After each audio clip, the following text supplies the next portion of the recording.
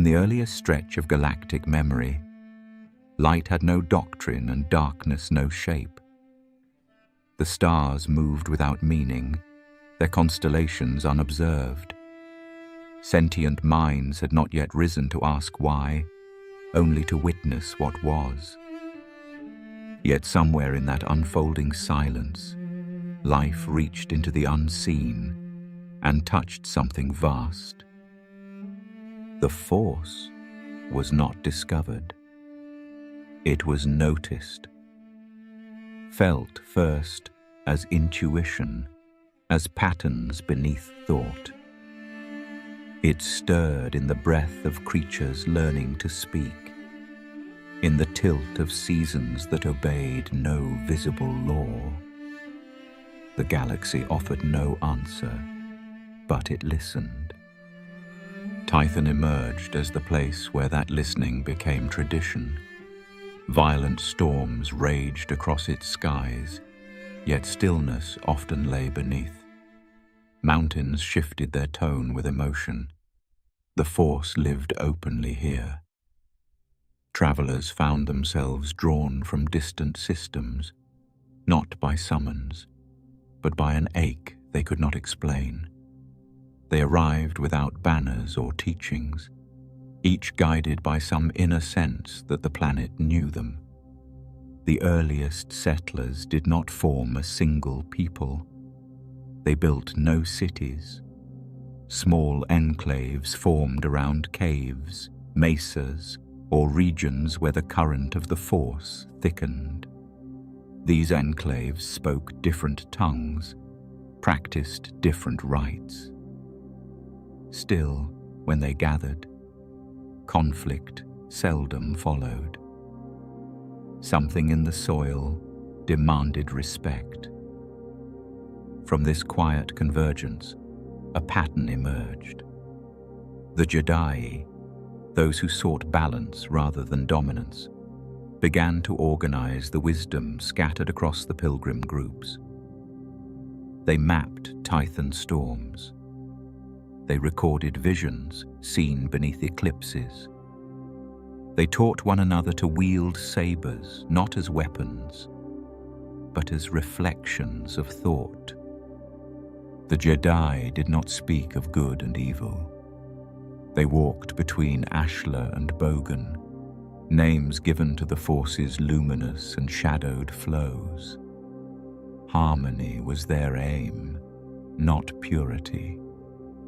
Too much light could burn just as deeply as darkness could consume. Temples rose across Tython, each built atop places where the Force spoke in its own language. One temple taught serenity, another, transformation. Pilgrims moved from site to site, never rooted too long. Clinging to a single idea brought imbalance. Only motion preserved the flow. Children were tested for their sensitivity early, not to assess power, but to guide them through discipline. Those who leaned toward passion were taught to observe without reacting. Those drawn to control learned release. No punishment followed imbalance, only retreat, meditation, and return. The planet itself responded to their growth. Tython welcomed balance and punished excess. When doctrine hardened or emotion overtook learning, the weather shifted. Lightning struck places once calm. Earthquakes followed pride. Over time, rifts deepened. Some among the Jedi spoke of light as salvation. Others began embracing the shadow's strength. What had begun as a shared journey turned into opposing beliefs. The storm that followed nearly shattered their order. Civil war came not from betrayal but from conviction. Jedi raised blades against one another, each believing they were protecting what had been sacred. Tython suffered beneath their war. The skies blackened for weeks. Temples fell into the ocean. The Force screamed. When the storm finally quieted, survivors stood among ruins. The path forward had split. Those who renounced the shadow named themselves Jedi. They vowed to serve peace, to cut away darkness wherever it lingered. Others vanished into the edges of the galaxy, carrying with them the belief that strength came through passion. In time, these exiles would forge a name of their own, Sith. But before these titles, before the fracture, the Force had simply been present. It had no allegiance. It offered vision and silence. Those who first reached for it had no understanding of what would follow. They asked no permission to listen. They sought no reward for knowing. One tree still marks the place where their earliest meeting took root. Its bark bears burned scars from the storm. Its limbs stretch toward suns, now catalogued in Republic star maps. Beneath its roots, the Force still pulses, calm, deep, unchanged. Tython remains quiet in most records. The galaxy does not often look back. But for those who follow the Force, the echoes can still be heard. In moments between thought, in choices shaped not by law, but by instinct. The current never left. Before Jedi, before Sith, there was only the current, and those who dared to feel it. The winds of Tython carried no names, only motion. They passed through canyons and over high plateaus, stirring the grass without aim. But in one valley, the air changed. It moved not freely, but with purpose, brushing the robes of those who had gathered to listen, not to each other, but to something beneath thought. They had come from stars far beyond Tython's sky, drawn not by war nor conquest, but by a feeling they could not explain. Each one had sensed it, an unseen thread between worlds, vibrant and vast, known only as the Force. It had no doctrine yet, no creed. It whispered to minds unclouded by definition. The settlers gave it space, not instruction.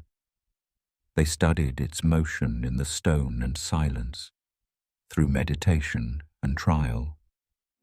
Over time, their curiosity found form in practice. The Jedi were not born with fire. They began with balance. Masters of both light and shadow, they did not split the Force into parts. Ashlar and Bogan, terms for light and dark, were names, not weapons.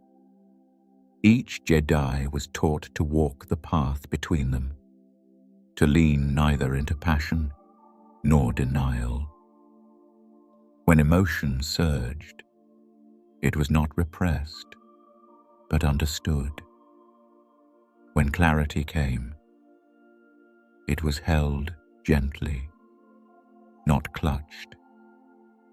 Temples rose across Tython's surface, each one reflecting a facet of this balance. Calith, the center of thought. Bodhi for healing. Anil-Kesh for force manipulation. These structures were not fortresses but vessels, each one built in quiet reverence. The Jedi did not hoard knowledge. They walked with it, allowing it to change them. Among them were those who heard the Force with great intensity. They did not see visions, but felt alignments shift, like the pull of moons. One such student, Rajivari, questioned the teachings often. He believed harmony was not a fixed point, but a struggle. Others, like Garon-Jard, disagreed, trusting instead in stillness. These debates were welcomed. The Jedi Council was formed not to command, but to hold space for divergence. Their code was not carved in stone, but spoken in air. There is no ignorance, there is knowledge. There is no fear, there is power. I am the mystery of the storm, and in balance, I find peace. This mantra, whispered across Tython's surface, guided generations. It did not dictate behavior, it encouraged self-awareness. Younglings, called Padawans, were paired with rangers and scholars alike, each one tested in wilderness and reflection. Trials were not passed or failed. They were endured. For a time, the system worked. Tython pulsed with harmony. Its moons, Ashla and Bogan, maintained celestial tension. Storms rolled across plains, predictable in their violence. The Force flowed evenly, teaching the Jedi not control, but communion. But balance, once held, becomes something to defend. In time, the question of leanings returned, sharper now, with certainty replacing curiosity. Some began to speak of Ashla alone, lifting light as a path above others. Others drew toward Bogan, arguing that power came not from denial, but from embracing darkness. The Jedi, once a circle, began to stretch into an arc. Rajivari, once a teacher, withdrew from the council. His writings changed in tone. He spoke not of harmony, but of dominance. He warned that unity would lead to weakness, that the Force favored those who seized its truth. His followers, few but fervent, began to train apart. Their practices became less introspective. Meditation gave way to imposition. The council watched, but did not act. To intervene, they believed, would be to break their own code. Storms on Tython grew unpredictable. The moons shifted erratically. Some believed it was a warning. Others saw it as proof that the planet itself could not tolerate imbalance. When conflict came, it did not begin with war. It began with a disappearance. A temple found empty.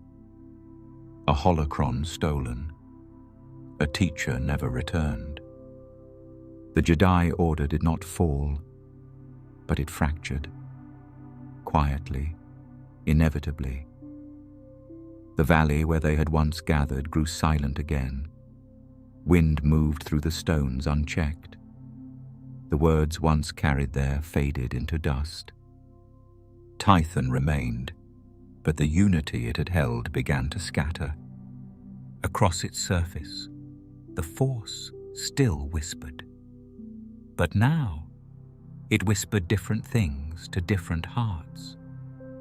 Harmony once held sway, until belief diverged and peace learned to fracture. Tython knew storms. Its skies had long held thunder behind violet clouds, and its winds had swept across mountaintops with the force of judgment. But the storm that came in this age was different. It did not begin in the air or the soil. It began in conviction. The Jedi had walked carefully between two tides. Ashla, the luminous current that brought serenity and growth, and Bogan, the shadowed swell that offered passion and destruction. For a time, they honored both as part of a whole. Their temples stood in balance, equidistant from center and edge. Their blades were constructed not only to defend, but to reflect the tension they carried inside. But not all tensions can endure. It began with voices, thoughts spoken aloud in councils where silence had once ruled. Some argued that Bogan's call led only to ruin, that its fire, if left untended, would consume not just the user, but all around them. Others believed Ashla's clarity blinded. That peace without strength bred complacency. The debate did not end. It widened. Jedi scholars, once united in discipline, began to form circles within circles. Some practiced deeper meditation to mute what they saw as temptation. Others explored Bogan's depths more freely, claiming understanding required full descent.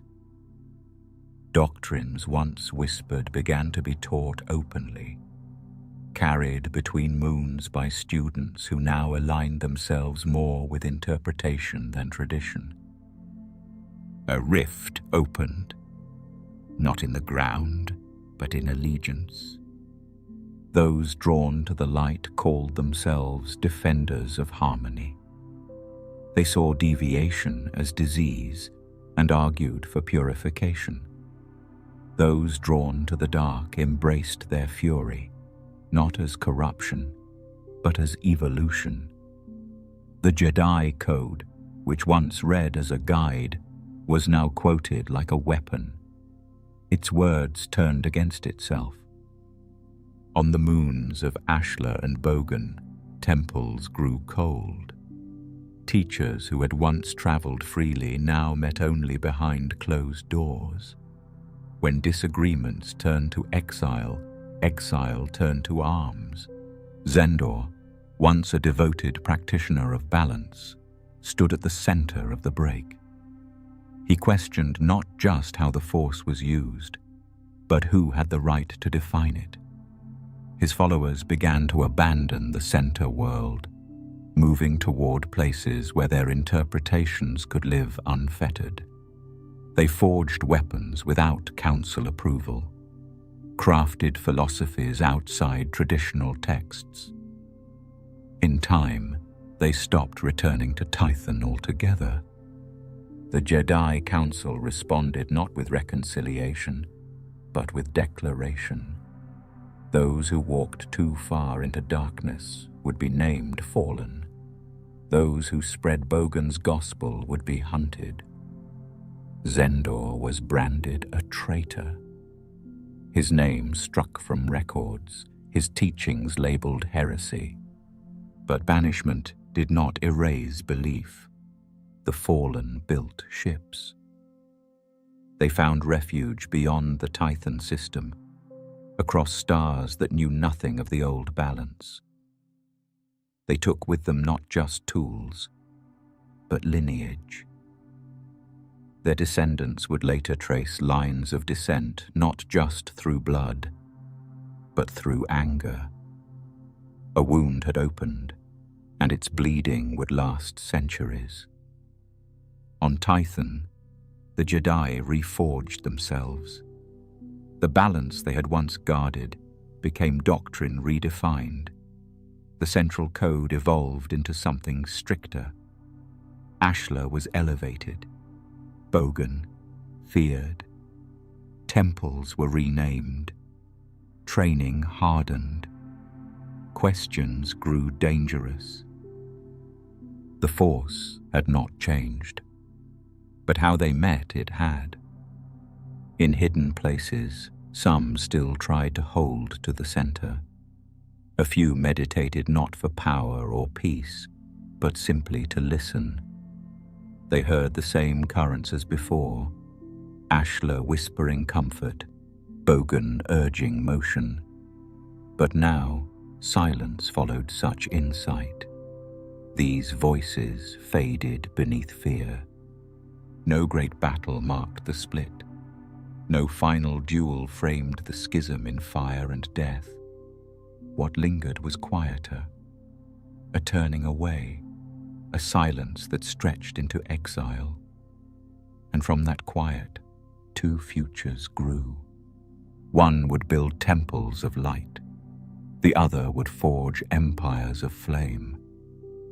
Neither would remember how close they once stood. The storm that split the sky would echo forever in the hearts of its children. The stars turned slowly over Tython, but the hearts of those who remained there turned faster. The Jedi, once balanced between day and night, had cracked into light and dark. What followed was not renewal, but retreat. In the wake of the schism, those who sought to preserve Ashla without Bogan gathered in quiet. They left not in shame, but in caution. The rift had taught them that even discipline could splinter, and even wisdom could be drowned by fire. Tython no longer served them. The storms had grown loud, and silence was needed once more. They boarded vessels carved with the sigils of their ancestors, engines whispering like chants at dusk. Across the expanse, they searched, not for dominion, but for a place where vision could settle without contest. They found it in the system of Adega, where a planet circled twin suns in quiet rhythm. It bore the name Ossus. There cliffs watched over wide grasslands. Rivers moved without urgency. The force flowed without tremor, neither too bright nor too cold. The settlers stepped down onto its soil and did not speak at first. They placed their hands in the earth and closed their eyes. What they felt was not silence, but invitation. They began again, not as Jedi, but as Jedi. The name was drawn from old breath, a word once spoken in reverence, now carried with intention. The order did not claim to be new, it claimed to be renewed. It cast off the balance once demanded by the Jedi and aligned itself with the light. Ashla became their guide. Bogan, a lesson in restraint. Temples rose not to dominate the sky, but to reflect it. Stone halls curved with the land's contour. Libraries were carved deep into mountain roots. A central sanctum stood at the heart of it all, where the first crystal from Tython was laid beneath the floor. That crystal had once rested between balance and choice. Now, it glowed only with clarity. The Jedi Code, still young, took shape in scroll and speech. It cautioned against possession, warned of fear, urged serenity. The masters debated its phrasing with care, for they knew words carried power long after voices dimmed. Every line was a vow not to ascend, but to serve. Jedi trained with blades once meant only to reflect the inner current. Now, the sabers hummed with focused purpose. They were no longer neutral, they were aligned. Students were guided to master emotion, not to feed it. The Force was no longer a spectrum. It was a path, lit by discipline and shaped by intent. Among them rose figures who would become legend in their own time. Master Kala Bryn, who studied stars and translated constellations into meditations. Ters Sendon, whose bond with animals became the foundation of the Jedi connection to living things. And Rajivari, whose brilliance foreshadowed both greatness and sorrow. The Jedi on Ossus did not seek conflict. They spoke of defense, of guardianship, of harmony. But even in sanctuary, the galaxy's reach proved long. Visitors came. Some bore gifts, others warnings. Whispers of the dark exiles who had crossed the void spread like fog across temples. Stories told of their hunger for control, their seduction of systems left vulnerable. A new name began to pass between Jedi lips. Sith. Ossus, once imagined as a refuge beyond harm, now felt the breath of approaching fire. The Jedi did not run. They listened. They learned. They lit beacons for allies and mapped the stars not only for exploration, but for defense. In time, the Jedi would fight. They would bleed. They would lose and rise again. But in these first decades on Ossus, they lived as they had once hoped to live on Tython, with clarity and care, guided by purpose rather than fear. The Order was not yet a force of galactic scale. It was still a song carried by a few voices, echoing through stone halls lit by twin suns. But it had form now. It had name. And in the silence after storm, that was enough. From sacred mountain to new temple, the Order set roots beyond the storm. In the hush of Ossus, where stars could be read like scriptures, the Jedi honed more than wisdom. Their hands, once used for meditation and healing, began shaping new instruments. The Force stirred differently now, more focused, more urgent. As galactic paths grew crowded with whispers of war, the Jedi turned their gaze inward and asked, how might purpose take form? Steel could not hold their calling. The blades of old warriors, carried forward from Tython, felt heavy with imbalance. A new weapon was needed, not for conquest, but for clarity. The answer would come not from invention alone, but from listening. Far from Ossus, deep within a world of endless frost, the crystals waited.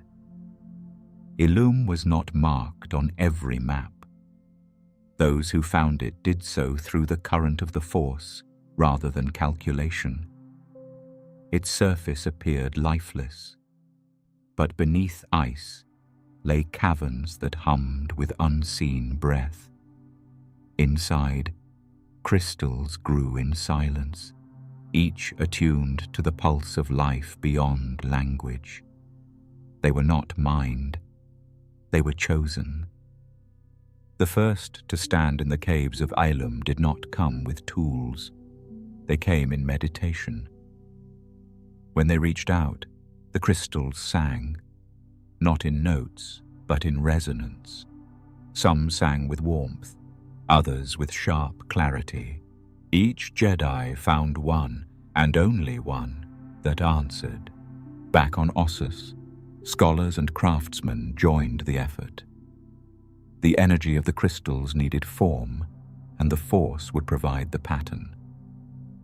They began to shape emitters and conduits, designing hilts that reflected discipline rather than vanity. No two were identical. Each hilt bore the touch of the one who had shaped it. The first sabers sparked with uncertainty. They required external power packs carried at the belt. The plasma hummed but did not always hold. Failures led to burns and near ruin, yet the Jedi endured. Through trial, they refined. Through error, they adapted. And through patience, they succeeded. When the blade held, weightless, humming, steady. The order changed.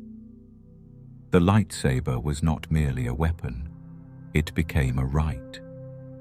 The forging of the blade was woven into training. A Jedi did not inherit one. They journeyed, constructed, and connected. When the crystal bonded, the saber answered. It did not hiss with anger or scream with hunger. It spoke softly, like breath drawn through purpose. Training evolved alongside the blade. Forms of movement began to emerge. Ataru leapt and danced through wind. Soresu turned defense into stillness. Shi-Cho, the oldest, taught the foundation of restraint before aggression. These forms were not arts of domination. They were expressions of discipline. Masters began teaching not in theory alone, but through motion. Younglings studied kata by moonlight, watched by mentors who corrected only when needed. Every movement was meditation. Every strike was a question answered in silence. In time, the blade itself took on layers of meaning. It stood for peace kept through vigilance. It stood for clarity in chaos. Jedi did not draw their sabers in haste. To ignite the blade was to declare one's presence, not with pride, but with purpose. Ceremonies formed around the gathering. Padawans, once trained in breath and focus, were sent to Ilum to face the crystal caves alone. The journey became legend. Some took hours, others days. None returned unchanged. Those who succeeded emerged with a new presence. They carried not just a weapon, but a responsibility. The saber did not make them Jedi. It reminded them that they already were. The Sith, who would later mimic and distort the form, saw only the power. They focused on the crystal's strength, the blade's precision, the fear it could ignite. But for the Jedi, the blade remained a symbol, not of strength, but of service. Even centuries later, sabers forged in those early days still lay in temples. Some remained on Ossus, others placed in quiet shrines across distant systems. They were not displayed as trophies. They rested in shadow, untouched, humming faintly when visitors entered with clear minds. As new generations of Jedi arose, so too did the traditions that bound them. The saber became the bridge between philosophy and presence. In battle, it defended. In teaching, it guided. In stillness, it waited. No Jedi forged a blade without reflection. Each hilt bore more than craftsmanship. It bore intention. Crystals sang through the hands of the faithful, binding starfire to intention. The galaxy stirred with new order. Trade routes once fraught with piracy gave way to regulated passage. Star systems spoke to one another, not through gunships, but through councils. Coruscant, a luminous pillar among worlds, drew voices to its chambers and offered them a place to converge. What began as fragile diplomacy grew into shared governance. The Republic, still young, reached across stars with an outstretched hand, hopeful, trembling, determined. Peace, though desired, had not yet taken root. Beyond the rim, violence lingered in pockets. Civil disputes turned to sieges. Former warlords adapted into pirates. Entire colonies collapsed under the weight of old rivalries. The Senate spoke of order, but its voice reached only so far. Worlds cried out for protection, not in treaties, but in presence. The Jedi heard them. Until then, the Order had stood apart. Their temples were places of study and reflection, distant from the thrum of politics. But the Force pulled at them in new directions. Visions came to seers in Ossus and Jeddah, warnings not of darkness alone, but of suffering born from neglect. The Jedi Council, once wary of entanglement, saw the shape of a galaxy that needed guidance beyond wisdom. A delegation journeyed to Coruscant. They came without fanfare, without weapons raised. Their robes marked no allegiance. Their steps carried purpose. They were received not as warriors, but as mystery. Most senators had heard of them in whispers. Few had met them in truth. The agreement unfolded not in speeches, but in shared necessity. The Jedi would not become soldiers. They would not carry titles within the Republic, but they would stand in its defense. Where war threatened, they would shield. Where corruption festered, they would illuminate. The Force, they said, bound all things, and the Republic was now a part of that binding. From that accord, a temple rose on Coruscant. Constructed atop one of the planet's sacred mountains, it stood apart from the Senate, yet overlooked its halls. Tall spires reached toward the stars. Meditation chambers stretched deep underground. Archives filled with holocrons and ancient scrolls became a treasury of galactic memory. Younglings trained in open courts while masters convened in rooms that echoed with stillness.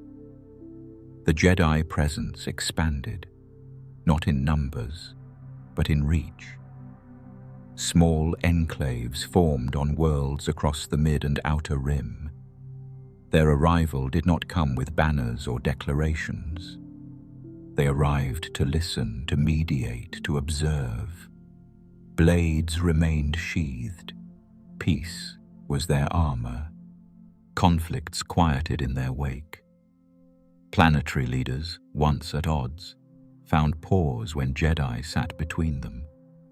Bandit clans disbanded under the watchful gaze of those who sought understanding rather than punishment. The galaxy did not change overnight, but where the Order walked, the pulse of violence slowed. Some questioned their neutrality. Senators wondered if the Jedi could truly serve the Republic without being bound to it. Others feared the mysticism they represented. Yet the results were undeniable. Where treaties failed, the Jedi endured. Their allegiance was not to systems, but to life. Their code adjusted, though never rewritten. Service now carried weight beyond the individual. Duty extended outward, not for power, but for balance. Younglings were taught that protection was not conquest, that intervention must always follow reflection. Coruscant itself shifted in their presence. Artisans sculpted new motifs into public halls, stars joined by luminous arcs, blades encircled in flame. The Jedi did not demand reverence. Still, reverence followed. Pilgrims arrived seeking wisdom. Diplomats arrived seeking counsel. The temple became both sanctuary and compass. Yet with reach came risk. Not all welcomed Jedi peace. Those who thrived in chaos, slavers, mercenaries, broken remnants of empires long buried, began to whisper of resistance. They saw not protectors, but watchers. The presence of the Jedi cast long shadows across secrets long kept hidden. Some Jedi fell in pursuit of justice. Missions meant to diffuse war instead stirred ambush. In remote systems, temples were built only to be burned. The Order mourned, but did not withdraw. Retreat, they believed, would invite more suffering than resolve. In time, they adapted. Investigators were trained, diplomats too. Lightsabers were not enough.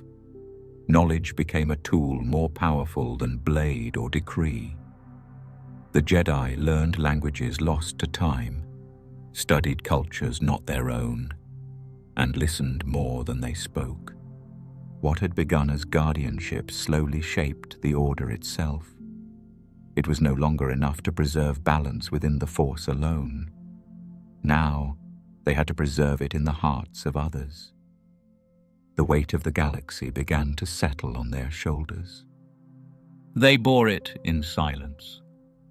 They stood not above the people, but beside them, until the shadows returned. The halls of the Jedi Temple grew silent when certain names were spoken. Among the Order's many scholars and warriors, a few had begun to question the nature of the Force, not to abandon the light, but to understand what lay beyond its edges. They saw healing in knowledge, truth in potential. The Code had served the Order for millennia, but for them, it had become a boundary rather than a guide. Their experiments did not begin in darkness. They sought new ways to preserve life, to conquer death, to transform suffering into power. Some used alchemy. Others reached into ancient texts buried beneath Ossus and Jeddah. Slowly, their focus shifted. Their sabers grew heavier with meaning. Their minds turned towards secrets the Council had long kept buried. The Order took notice. Debates flared in the High Chamber. Warnings were issued. Records sealed. But discipline could not contain conviction. Those who walked too far from the sanctioned path were summoned. They defended their pursuits, not with rage, but with reason. The Force, they argued, held more than the Jedi were willing to explore. Suppression, they claimed, was fear disguised as virtue. When the Council demanded surrender, the alchemists refused. Exile followed. They did not disappear. Far from Coruscant, in hollowed sanctuaries and underground vaults, they continued their work. They gathered followers, former Jedi, outcast adepts, curious seekers drawn to power unspoken. They called themselves nothing at first. They needed no title, but the Order gave them one, whispered with dread. Fallen. Their numbers swelled. Their methods deepened. Life was reshaped. Beasts were molded through pain into weapons of terror. Kyber crystals, once sacred, were bled into crimson. Some experimented on themselves, fusing armor to bone, storing memories within flesh. They believed the Force could be wielded, not followed. That balance was a myth clung to by those afraid to rise. The Jedi responded with force. What followed could not be contained in a single battle. For 100 years, war simmered across sectors. Armies rose beneath banners that bore no Republic crest. Jedi confronted those they had once trained. Skirmishes bled into sieges. Entire systems flickered between light and shadow. The galaxy trembled, not from conquest, but from revelation. These were not monsters. They were former guardians. At the heart of their stronghold stood a temple built in contradiction. Malachor became the forge of their heresy. Its obsidian towers reached toward lightning-split skies. Its caverns pulsed with corrupted force energy. Here, in defiance of all restraint, they created superweapons bound to ritual. One device drew energy from pain, fed by endless echoes of suffering carved into the stone around it. Coruscant sent fleets. The final confrontation turned sky to ash. Jedi forces descended in waves. Blades met blades above temples that cried out through the Force. Malachor fractured. The surface cracked. A cataclysmic weapon was triggered.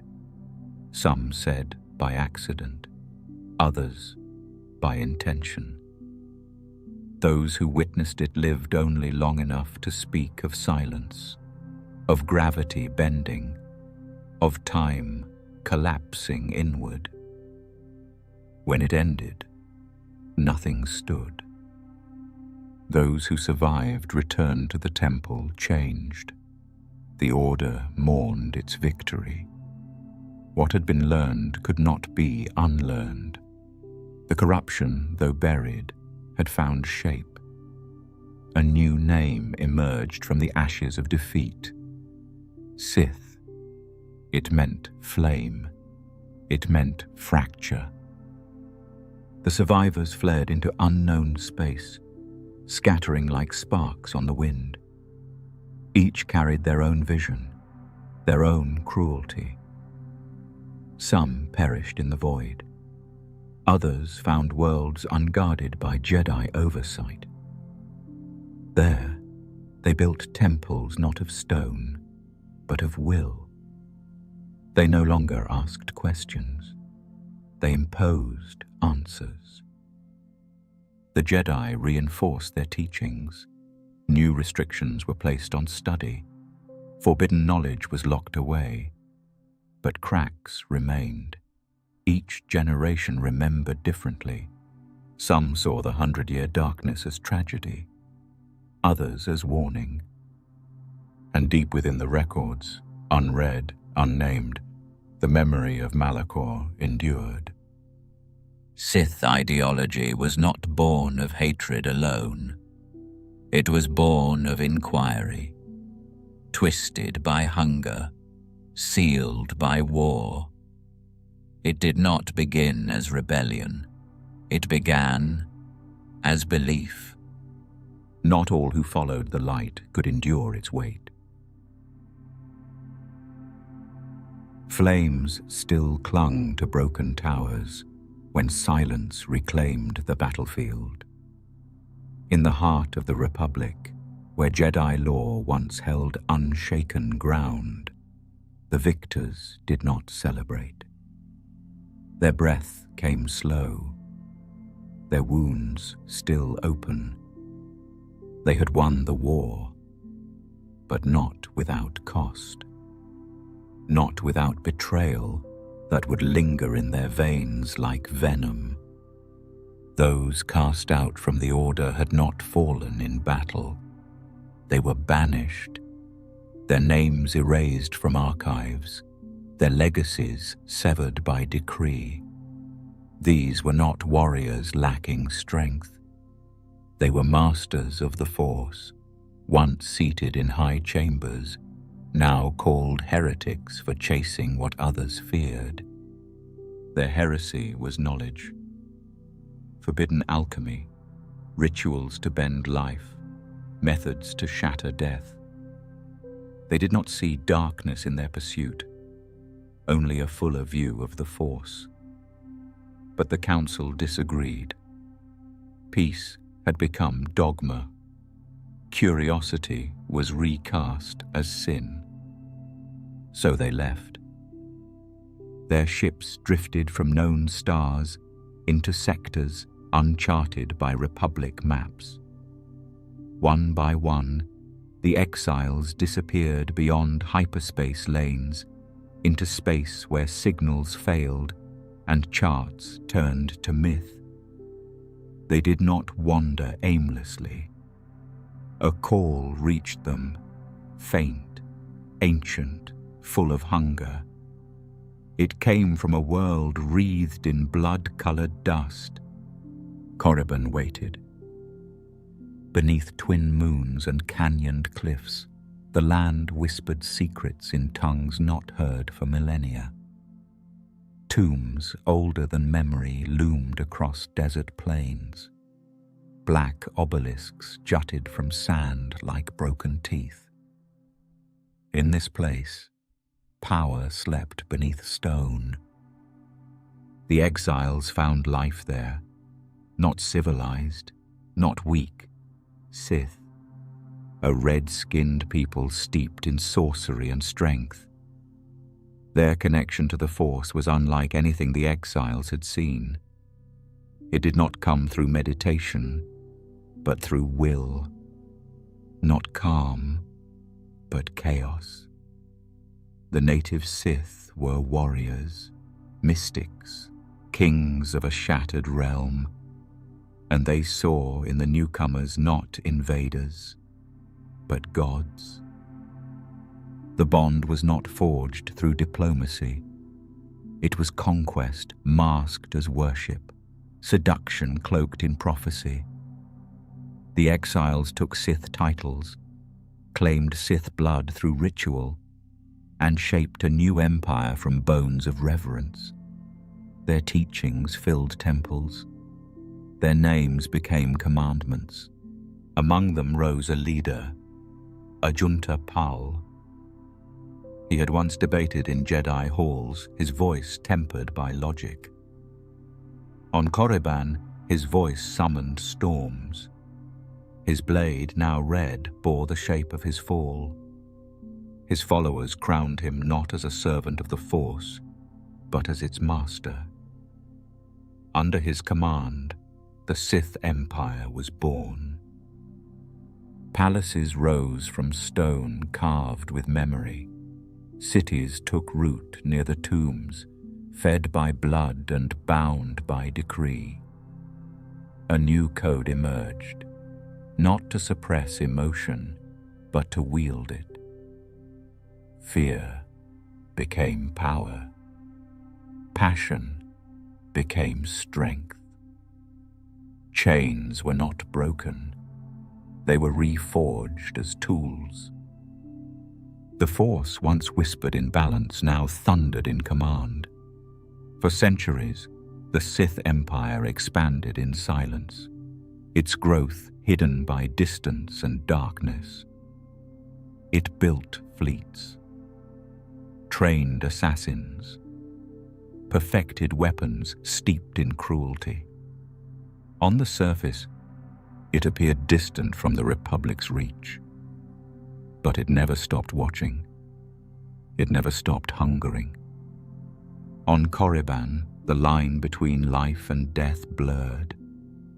Spirits of ancient Sith lingered within their tombs, their knowledge etched into sarcophagi and holocrons alike. New acolytes knelt before stone faces, seeking whispers from those long turned to dust. These were not illusions. They were remnants, ghosts who remembered every exile, every wound, every promise left unfulfilled. Among the Sith, immortality became obsession. Power surpassed generations. Legacy mattered only as fuel for domination. Ajunta-Pal did not live forever, but his teachings remained. Later generations named him a Dark Lord. Some revered him. Others sought to outdo him. None forgot him. His story was not one of peace lost, but of clarity found through exile. What the Jedi had rejected, the Sith had embraced. They were no longer fallen Jedi. They were something else entirely. No longer bound to the teachings of Coruscant, no longer measured by Republic standards. They had become the shadow the Jedi dared not speak aloud. That shadow would not rest. Beyond the outer rim, the dark did not hide. It reigned. Smoke clung to the horizon like memory made solid. Across worlds old and revered, the tide of war rose, carrying with it names whispered in dread. For centuries, the Sith had remained in shadows, sharpening doctrine, raising fleets, studying pain. When they struck, it was not with warning, it was with certainty. Coruscant, jewel of the Republic, felt the tremor first. Ambassadors vanished. Trade routes fell silent. Entire sectors blinked out of contact. Then the sky darkened. Sith warships cut through the void like blades meant for worlds. Their weapon was not only fire, but belief. Belief that the Jedi had grown weak in peace, dulled by doctrine. Republic forces rallied in defense, but strategy could not contain fury born of exile. The Sith came to reclaim legacy, not to share it. Jedi temples across the core mobilized. Battle meditation spread through fleets like a net of calm woven by masters whose minds bled under strain. Younglings too small for armor were ushered into hidden vaults beneath temples. Jedi who had once taught diplomacy now rode into war, sabers drawn and resolve burning. Ossus stood at the heart of Jedi knowledge, a sanctuary more than a fortress. Its libraries held texts older than planets. Vaults carved into stone protected holocrons encoded with philosophies too dangerous to forget. When news came of the Sith armada approaching, the council hesitated. Defend or evacuate? They chose both. Scholars burned pages they could not carry. Guardians uploaded what they could to data crystals, encrypted and sealed. Initiates formed lines under the watch of knights, prepared to flee should the walls fall. But time betrayed them. The skies above Ossus turned red. Starfire rained down, cutting through stone and sand alike. The libraries cracked. Towers collapsed. Temples ignited from within, as dark alchemy met ancient defense. Jedi fell in circles around young ones they refused to leave. The Force shimmered through broken windows, a final breath before silence. In that moment, history became ash. Coruscant endured, shielded by fleets and the sacrifice of 1,000 nameless pilots. Its temple shook, but did not fall. Korriban, distant and cruel, stood untouched. The Sith called it sacred. Their lords stood atop tombs and watched as flames consumed their enemies' past. Not all Jedi retreated. Some struck back with precision, others with desperation. The war stretched across decades, not measured by years, but by scars on star maps. Entire systems turned red with the blood of belief. Convictions shattered under the weight of reality. There were victories, brief and bitter. There were losses that hollowed the Order to its roots.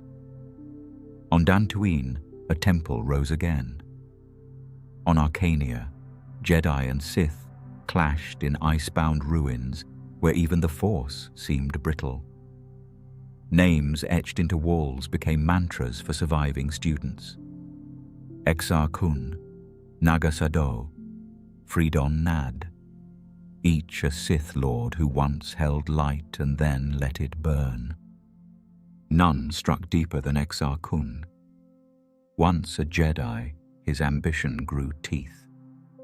He journeyed to forbidden tombs, drank from the well of secrets buried by the Order, and returned with power that cracked stone beneath his feet. He seduced followers not with lies, but with truths the Jedi refused to speak. Power, he argued, should not be feared. It should be claimed. He fell, as all Sith do, but not before turning temples to tombs and masters to dust. On Yavin 4, his spirit remained, tethered to stones blackened by ritual. Jedi tried to cleanse it. None succeeded. Even in ruin, Ossus left behind fragments. Crystals buried in rock still sang when held. Pages scorched at the edges still hummed with quiet wisdom. Some believed the Force wept for what was lost. Others said it simply adapted. Jedi rebuilt. Not with triumph, but with memory. The Order changed, more cautious, less trusting of passion, more fearful of its own reflection. Lightsabers, once shaped for ceremony, grew sharper. Their wielders learned new forms, techniques suited not for duels of honor, but wars of survival. In secret corners of the galaxy, Sith survivors buried themselves in empires behind empires. They waited. They always waited. The Force did not declare sides. It moved through ruin and renewal alike. In fire and ruin, the Force wept, but balance did not break. Onderon had long been a world of unrest. Jungle choked its cities, and beasts stalked the gaps between civilization and chaos. When war stirred again, the Jedi were summoned not to mediate, but to intervene. Among them stood Ulic Qel-Droma, bold and unshaken, a warrior of unmatched promise whose blade had never faltered in battle. He believed in justice, in peace. But he also believed that peace could be forced into place if enough strength held it. During the conflict, an ambush twisted the tide. Sith poison sank into Ulic's veins, not to kill, but to mark him. The wound was invisible to healers. No poultice, no meditation could cleanse what had taken root. Something ancient had noticed him, and it did not intend to let go. The spirit of a Sith Lord, Freedon Nad, whispered from tombs left unsealed. His voice did not command, it coaxed. Ulic listened, first in dreams, then in waking thoughts. Anger, once a brief flicker, found foothold. When Jedi leaders hesitated to confront the growing Sith threat on the edges of Republic space, Ulic left on his own. He would go undercover, he claimed. He would bring the darkness down from within. That lie held just long enough for him to believe it himself. On the world of Sinagar, he stood before the leaders of the Krath, a Sith cult clothed in aristocracy and rebellion. He infiltrated their ranks. He fought beside them. Each battle blurred intent. When blood ran in the streets, he justified it. The mission had not changed, but the voice in his mind grew louder. In time, he no longer acted. He chose. The title of Dark Lord passed to him without resistance, not in ritual, but in reality. When Nomi Sunrider, fellow Jedi, once confidant, now witness, confronted him, she found not deception, but belief. He had fallen not by force, but by conviction. Exar Kun, another Jedi turned Sith, joined with Ulic in a pact that would stretch the galaxy's seams. Temples were shattered, Jedi outposts fell to fire. Ossus bled anew. Yet not all within Ulic had hardened. He hesitated when his brother Kay met him on a battlefield. The younger Jedi refused to strike. He only asked Ulic to come home. The blade that answered should not have moved, but it did. Kay died in his brother's arms.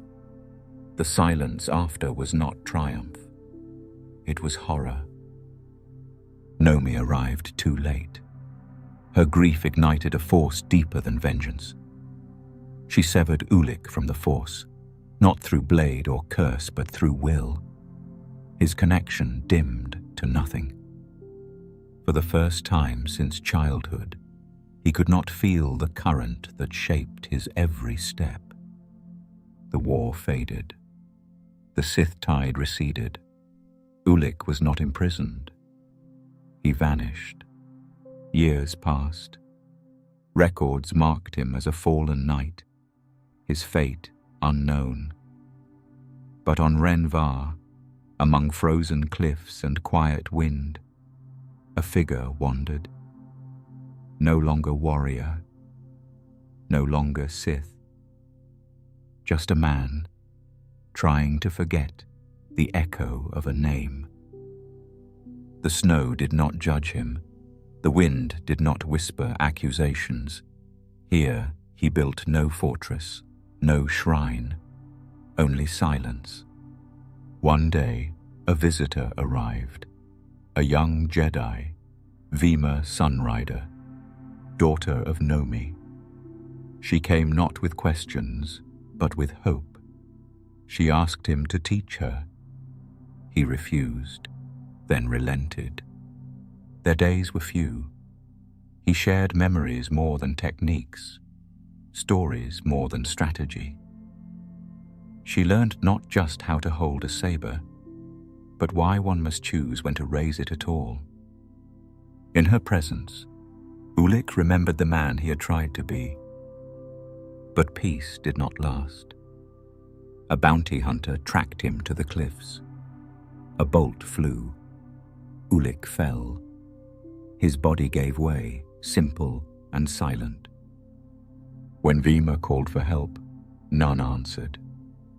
But the Force shimmered around the fallen Jedi, soft, silver, whole. His body vanished. The snow covered the ground again. His footprints remained until the wind took them. Yet those who studied the path of Ulic Qel-Droma would one day walk slower, speak softer, and remember that redemption, however fleeting, had shape. Some who fall do not vanish. They leave behind warnings carved in pain. Dantooine's grasslands once stretched in peace, brushed by wind and the quiet hum of Jedi teachings. Beneath its gentle horizon, an enclave stood carved in stone, filled with quiet halls where truth was sought, not declared. This was where Revan learned to listen, and it was here he learned to question. He had been a prodigy, quick with both mind and saber, charismatic, bright. But it was the Mandalorian Wars that turned promise into crisis. The Republic called for aid. The Jedi Council hesitated. Revan answered. He did not march alone. Jedi followed him, drawn by cause and by conviction. Among them stood Alec, who would be known later as Malak, devoted, loyal, and shaped by Revan's gravity. Together, they led a splinter group, defying the Council's silence and diving into war. The conflict was brutal. Mandalore's warriors burned planets, enslaved systems, dared the galaxy to stop them. Revan met them with steel, strategy, and growing darkness. Victory came, but it was costly. At Malachor 5, a superweapon ended the war.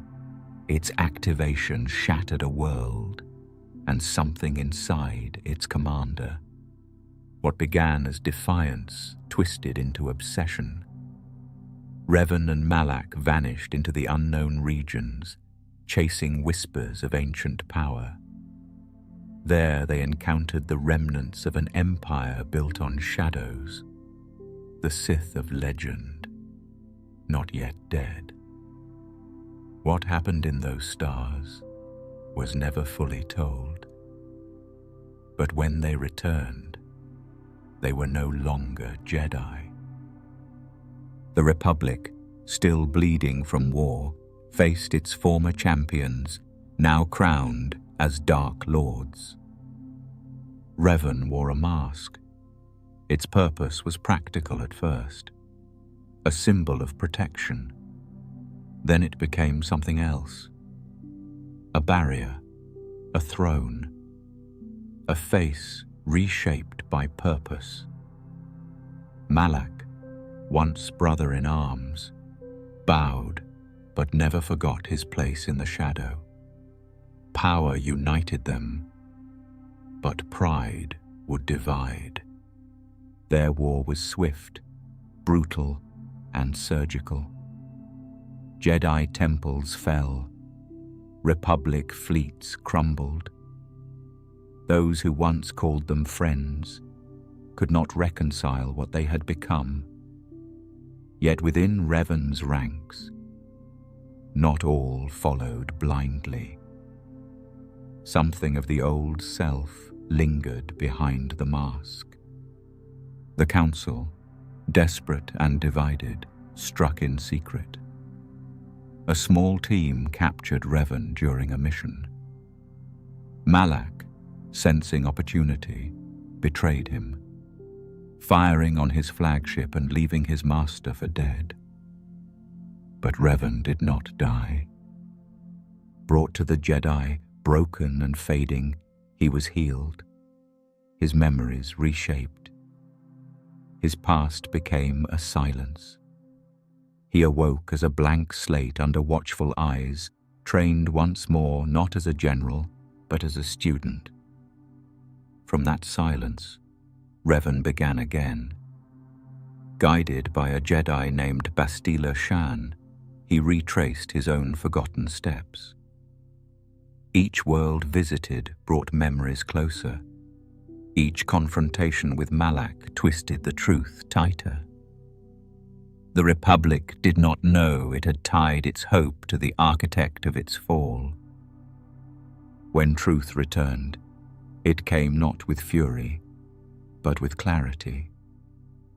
Revan remembered everything: his rise, his fall, the bodies, the crowns, the voices of those he led to slaughter, but he did not return to darkness, nor did he retreat to guilt. He chose to act, fully aware of what he had been and what he must stop.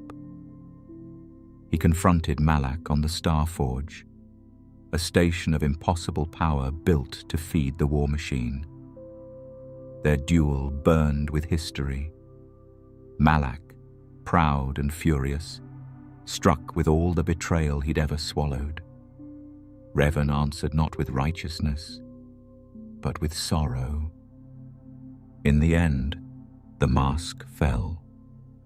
The forge was destroyed. And Revan, the man who had once knelt before the dark, chose disappearance over throne.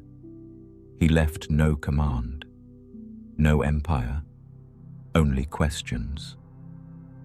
Legends say he sought the origin of the Sith threat, that he returned to the unknown regions not to rule, but to prevent a greater darkness from rising.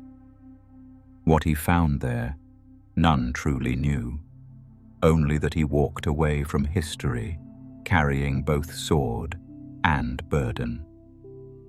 On Dantooine, the enclave was rebuilt. Its stones knew his name, though it was rarely spoken. Jedi still walked those paths. Some remembered him with fear, others with reverence, most with unease. Revan had been many things: hero, traitor, savior, ghost. But above all, he had been choice made flesh. Victory tastes bitter when served from a fractured soul. Ash still drifted over Dantooine. The Jedi enclave, once a haven of thought and restraint, now lay broken. Its walls crumbled, its archives scattered to the wind. The grasslands no longer hummed with peace. What remained of the Order had fled, fragmented and uncertain. The Jedi Civil War had ended, but no one could say who had truly won. Revan disappeared into the void, his choices buried beneath myth. Malak perished aboard the Starforge, leaving no successor. The Republic survived, though thinned and limping. Yet the Jedi did not celebrate. They mourned. Across the galaxy, Jedi vanished. Some fell in battle, others were hunted. A few turned away from the code, burdened by choices they could not defend. The Council, fractured by inaction and regret, grew silent. Their light flickered beneath layers of secrecy, retreating into forgotten places.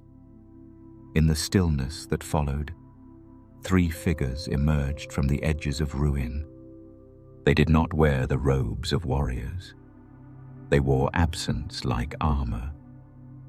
Darth Nihilus drifted between worlds, consuming life as though the galaxy itself were prey. Darth Sion moved through the wreckage, his body broken beyond recognition, held together by pain and hatred alone. Darth Trier, once Jedi Master Kreia, hid in the hollow beneath Malachor V, whispering truths that splintered minds. Together, they formed the Sith Triumvirate, not bound by rule, but by silence, survival, and sorrow. Each saw the Jedi not simply as opponents, but as remnants to be erased. The war, to them, had not ended. It had only quieted. Malachor V had not healed. The planet groaned under layers of darkness, its crust warped by ancient superweapons and broken oaths. It became the Triumvirate's refuge, a scar too deep for the Force to mend. There they plotted not conquest, but erasure. Jedi were hunted, not in armies, but in shadows. One by one they fell. Libraries were destroyed, temples defiled, names forgotten. Few realized the scope until it was nearly complete. But one returned. The exile, once a Jedi general, once a commander at Malachor, had walked away from the Order after the final battle, carrying silence like a shroud. The Council had cast judgment, severed her connection to the Force, and turned their backs. Yet, she survived. In the years that followed, she wandered unseen, her memories fragmented, her power dormant. She awoke, not to glory, but necessity. Something pulled her back. Perhaps guilt, perhaps fate. A ship, a crew. Questions left unanswered. The force, once muted, stirred again at her presence. As she traveled, she did not gather warriors. She found wounds, a soldier broken by loyalty, a seer blinded by visions, a general with no army. Each one followed her, not because of destiny, but because of the truth she carried, that something still mattered, that redemption was not reserved for those who had never erred. Her path led to Talos IV, a world trying to rebuild, caught between hope and sabotage. There, she faced Atris, once a historian, now a relic of the very pride that had doomed the Jedi. Their confrontation cracked open what the Order had become, isolated, fearful, and chained by self-made rules. Beyond Telos, the exile descended again into Malakor's abyss. The Sith awaited her. Darth Sion attacked not with strategy, but persistence. His immortality, a curse he wielded like a blade. Each time he fell, he rose again. It was not strength that defeated him, but understanding. The exile saw him not as invincible, but as unwilling to let go. When he chose to release his pain, he finally found rest. Darth Nihilus brought hunger. A void made flesh. Entire planets had perished to feed his need. But his power was not infinite. The exile, once severed from the Force, stood before him and remained whole. Her resistance was not defiance. It was emptiness turned into choice. Nihilus, finding nothing left to consume, withered. Darth Trier remained. She had taught the exile, shaped her, broken her truths, and reshaped them with questions. Their final meeting was not a duel, but a reckoning. Kreia had believed the Force itself was flawed, a will too cruel to trust. Yet the exile, who had once lost everything it offered, now walked in its current with grace. Their blades crossed, but it was philosophy that bled.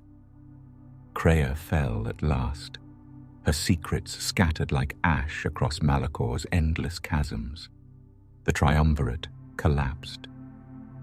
The Jedi, though few, would begin again. The exile vanished soon after. Some say she followed Revan into the unknown. Others believe she laid down her saber and walked a quieter path. What she left behind was not doctrine, but proof. Even in ruin, the Force remained, and from those who truly listened, light would stir once more. Where wounds are left untreated, silence festers into shadow. Light moved through the galaxy not as a blade, but as a balm. In the quiet centuries before the Republic's twilight, a golden era unfolded. The Jedi were not generals. They were guides, negotiators, healers. Their sabers hung quietly at their sides, rarely drawn, rarely needed. The outer rim, once known only by its distance and danger, began to stir with purpose. Stars long isolated by fear now shimmered under the care of peacekeepers clad in white and gold. Their ships bore no sigils of conquest, only hope. They traveled not as conquerors, but as witnesses, called to where balance wavered and trust struggled to root. At the heart of this expansion stood the starlight beacon. Suspended among stars, half temple and half station, it hummed with promise. Its towers radiated gentle light across hyperspace lanes, a guiding signal for travelers, refugees, traders, and emissaries. Within its halls, Jedi walked alongside diplomats and doctors. Archivists transcribed histories that had never before been recorded. Younglings laughed in training gardens, overlooking systems no one had dared visit for generations. Master Avar Kriss listened to the Force as melody. Her leadership flowed not through command, but harmony. She directed Jedi not with orders, but with instinct, aligning each night where their song could best be heard. Stellan Gios stood nearby, embodying structure and wisdom. Elzar Mann chased possibilities others feared to dream. Together, they held a balance unspoken but deeply felt. The High Council supported their vision. Coruscant watched with pride as the frontier became less a line and more a meeting place. Local governments rose with Jedi guidance, not beneath them. The Nihil had not yet struck. The Nameless had not yet whispered. For a time it seemed the darkness had forgotten how to move. Peace brought with it quiet trials. Not all Jedi thrived without battle. Some felt adrift in stillness. Others questioned their role in a galaxy that no longer cried out in pain. Temples bloomed across distant worlds, each one unique to the cultures it welcomed. On Jeddah, pilgrims and philosophers gathered. On Elfrona, Jedi trained beside the children of settlers. On Vrant Tarnum, Force rituals mingled with native rites, overseen with care. Tensions never vanished completely. Banditry lingered in the shadows.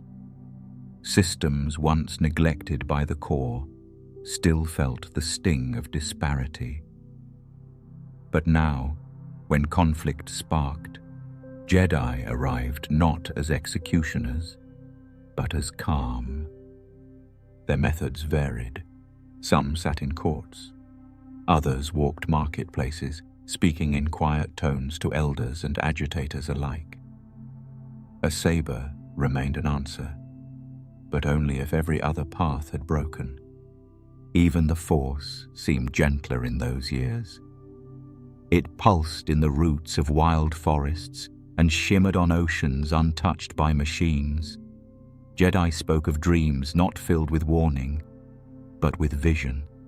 The living Force grew stronger in song, in motion, in instinct. The unifying Force whispered of a vast design, still forming, still kind. Padawans trained with patience. Lightsabers were crafted with reverence, their crystals drawn from Ilum's heart without fear. The bond between master and apprentice deepened beyond technique. It became legacy, shared and nurtured like a flame handed down. The galaxy began to believe, not in dominance, not in perfection, but in the possibility of connection across systems once left in silence. Children born under this light did not know the sound of planetary sieges. Traders feared taxes more than pirates. Diplomats returned home with compromises instead of casualties. The starlight beacon stood for all of it. In its highest chamber, Jedi meditated beneath the stars. Some listened for distant cries. Others simply breathed. Above them, hyperspace lanes pulsed with ships moving between core and frontier, their destinations written in charts, newly drawn. On a platform overlooking the station's curve, a young knight set her first steps into the galaxy. Her robes bore no rank, but her gaze held clarity. She had trained in temples where no war had reached. Her saber hummed softly at her side, not as threat, but as promise. Her path would lead far. Some would call her a hero. Others would forget her name. Yet in that moment, she stood as all Jedi once stood, rooted in calm, listening. The High Republic was not a myth. It was lived, quietly, bravely, moment by moment.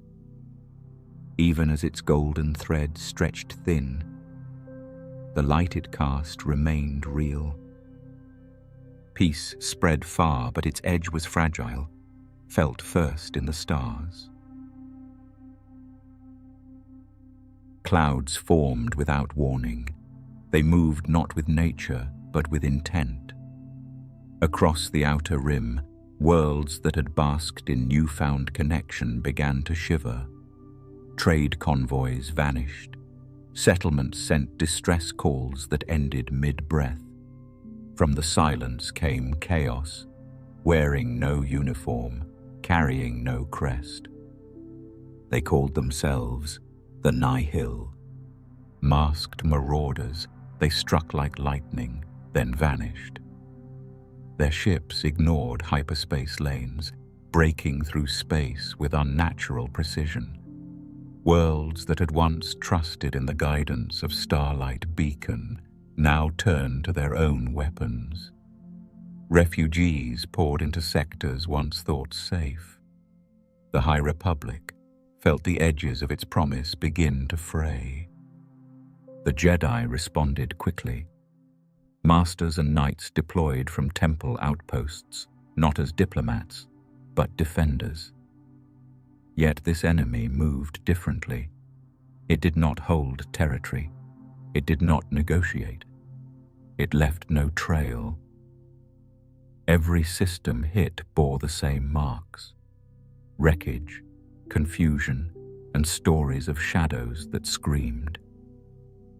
On Elfrona, a family was taken.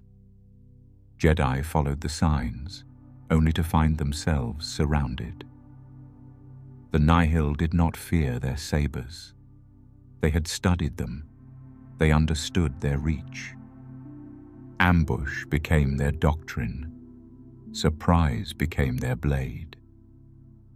Avar Kriss, leading the mission, saw the danger ripple before it struck. She fought through it. Others did not. Marchion Ro watched from beyond the storm. He held no counsel, wore no crown. His authority came from whispers and secrets, passed down through masks and bloodlines. The Nihil followed him because he gave them freedom, to burn, to steal, to drown the stars in noise. He offered no dream, only release. His gaze turned not just to ships or planets, but to the Force itself. He sought something deeper. Within the shadows of his flagship, Ro kept a cage. Inside, something ancient stirred. The Jedi did not yet know its name, but Ro believed it would break them, not through violence, but through fear. The Jedi Order, still rooted in peacekeeping, now stood in a position unfamiliar. They had to hunt. Patrols shifted into battle groups. Meditation chambers grew quiet. Younglings asked why the stars trembled. Teachers had few answers. For the first time in a generation, the High Council debated not philosophy, but survival. Loden Greatstorm, a master known for warmth and courage, vanished during a skirmish. His absence became a wound across the Order. Bel-Zetifar, his Padawan, searched through ruins and fire. What they found was not a body, but echoes, traps, messages scratched into walls meant to disorient. The Nihil did not merely attack, they disassembled. The Jedi began to fracture in approach. Some, like Elzar Mann, pushed the limits of their insight. He sought visions, walked edges others feared. Others, like Stellan Gios, clung tighter to structure, believing only discipline could hold the line. Avar Kriss tried to harmonize them all, but even melody strains when notes clash. Starlight Beacon became more than a symbol. It turned into command. Supplies moved through it. Orders were issued from it. Jedi and Republic alike depended on its signal to coordinate. But symbols, however radiant, attract storms. Martian Rowe saw it as a target. He understood that to shake the Republic, one must dim its light. And to wound the Jedi, one must make them question whether their light could reach at all. Worlds like Dalna and Vrant Tarnum became testing grounds. Jedi outposts were raided not for victory, but for message. Holocrons were shattered, archives burned, families of diplomats taken. Each attack struck deeper into the spine of belief. Still the order held. They rescued who they could, healed where they must. Yet more than once, Jedi stared into the eyes of those they had saved and saw no gratitude, only fear. The Nihil spread like smoke, unpredictable, suffocating. Not all Jedi returned from the Rim. Some fell not to weapons, but to doubt. The Force still answered their calls, but its voice now trembled. In the Senate, Chancellor Lina So spoke of unity. She commissioned more beacons, more fleets, more hope. But beneath every plan lay a quiet question. Could ideals withstand what had no face? Within the Force, tremors grew. Visions turned colder. Younglings dreamed of endless storms. Masters meditated deeper, seeking clarity, but found only turbulence. The Jedi had built their order in balance. The Nihil had arrived to tilt the scale, not toward darkness, but toward collapse. Peace had never been permanent. The Force flowed, and always would. Yet even its brightest lights flickered when tested. The Nihil would not destroy the Republic in one blow. They would erode it, breath by breath, until it forgot how to stand. The Force binds, but even light cannot hold back every tide.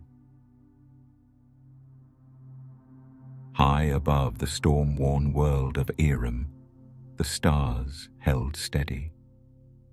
Starlight Beacon hovered in orbit, luminous and vast, a crown of steel and promise.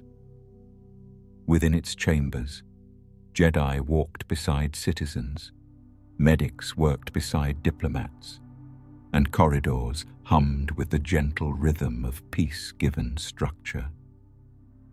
For a time, it was everything the High Republic believed itself to be: visible, reachable, alive.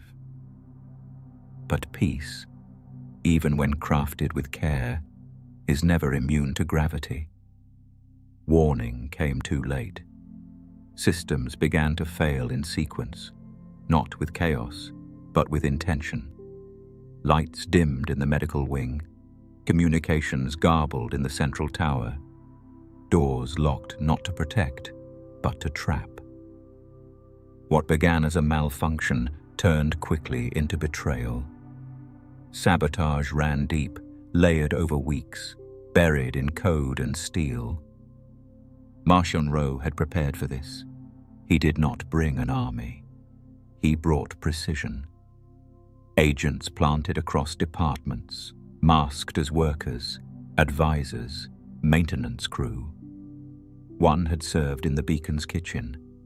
Another had studied its security schematics. Each acted at the same hour. Each flipped a switch that no one else saw. In the control core, panic built. Jedi rushed to contain what they could. Elzar Mann stood at the heart of it, hands pressed against failing interfaces, calling through the Force for clarity that refused to come. He reached for patterns, tried to feel intentions beyond the moment, but all he found was drowning noise. The beacon's pulse slowed, its guidance system stuttered, gravity anchors unlocked. Then the station began to fall, not fast, not violently. Slowly, as if resisting the inevitability of its descent. It tilted from geosynchronous orbit, dragged by its own weight. Inside, evac teams mobilized. Children herded into hangars. Droids rerouted power to keep hallways lit. Republic officers transmitted alerts across systems, begging for ships to assist. But the Nihil had timed the event with surgical cruelty. Nearby sectors suffered interference, routes jammed with false emergencies. Help could not arrive in time. Avar Kriss coordinated from the northern spire. Her voice, steady over intercoms, guided Jedi and civilians alike. She issued no orders of despair, only directions, clear and immediate. She found lost younglings, recalibrated lifts, pushed debris aside with the Force where needed.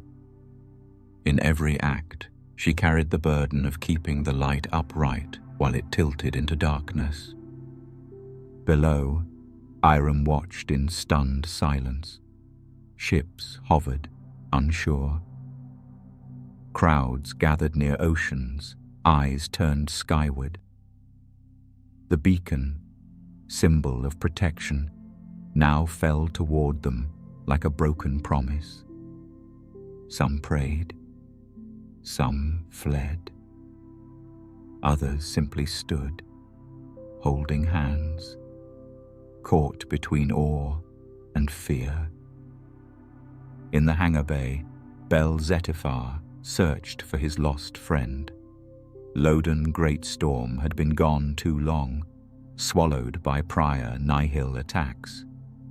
Bel refused to believe he had fallen. Every evacuation shuttle filled felt like a clock winding down. He stayed until alarms warned of pressure collapse. He helped an elderly navigator onto the last outbound vessel, then turned back, breath sharp with unfinished hope. The fall accelerated. Control systems failed one by one. Artificial gravity flickered. Hallways bent under strain. Oxygen levels dipped across decks. The final message from the beacon's network broadcast not a call for help, but a song, composed by a child who once visited the station and had recorded it as a gift. It played softly as fire spread along the central shaft. In her final transmission, Avar Kriss whispered, not farewell, but thanks. She did not speak of victory, only of memory. Then silence claimed her signal. The station struck atmosphere moments later. From Irem's surface, it looked like a falling star. Blue streaks turned orange, then red. Fragments peeled away, glowing briefly before vanishing. the largest section, housing the Jedi archives and command center, burned brightest as it descended. It broke apart above the ocean, scattered like glass into the waves. A wave of pressure followed. Cities near the coast braced, some structures cracked, communication grids blacked out, but the world held. The people, scarred but breathing, watched the smoke rise. In time, ashes drifted across the sea. The Republic mourned. Holocanals broadcast tributes, statues commissioned, flags flown at half-mast across core and rim. But grief did not unify. It fractured. Some blamed the Jedi, others accused the Senate. Committees formed, debates raged, trust faltered. The High Republic's golden age dimmed. Jedi survivors retreated to temple enclaves. Council sessions turned tense. Missions delayed. Voices once harmonious began to splinter. In private chambers, masters argued not about direction, but about purpose. And in corners of the galaxy, darkness watched with satisfaction. Starlight Beacon had not simply fallen. It had been broken. And what fell once could fall again. Flames mark the edge of every golden age.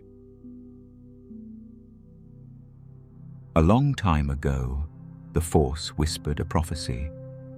Quiet and veiled, its words unsettled even the most disciplined Jedi minds. Some dismissed it as a myth, too dangerous to weigh. Others watched for its signs in silence, wary of what fulfillment might cost. The Council archived the texts deep within the temple. They called it the Chosen One Prophecy, someone born to bring balance to the Force. The outer rim seldom touched Coruscant's polished halls, but one day it sent a tremor.